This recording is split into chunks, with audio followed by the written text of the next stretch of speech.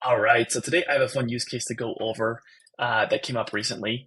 The issue that I was encountering was I have a lot of participant users in my Domo instance, and I want them to be able to update a dashboard whenever they want to. Reason being is, maybe they're an executive and they have a very critical report that they want to show off in a PowerPoint. Um, if the dashboard's not up to date, then they lose faith in Domo. They don't trust the data quite as much. And so that's the goal here is to let them update the dashboard, even though they're a participant user. So you can see here, they can't edit data sets, so they can't run connectors. That's what we're trying to solve here.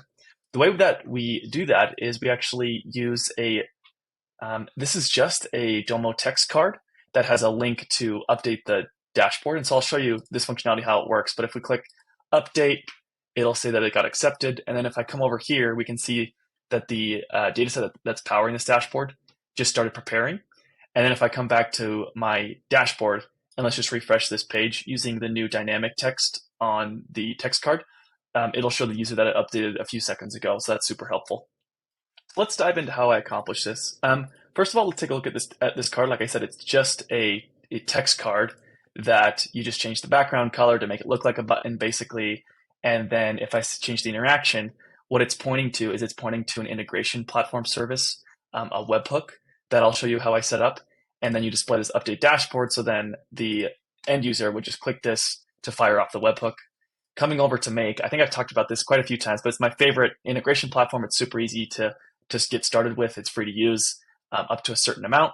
And so basically there is a webhook trigger where it'll wait and listen for an event that you send to it. And so in this case, it's a GET request that will get sent when the user clicks on the button.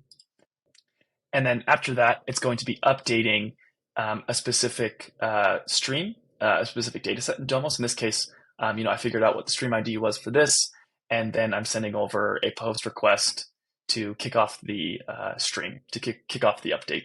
And so in this case, this is a very simple automation. It's just, hey, when the user clicks on that, it sends a GET request over to a Domo API to update the data set. And so in this case, the end product is we have a makeshift button that we can put on our dashboards that lets us update data sets.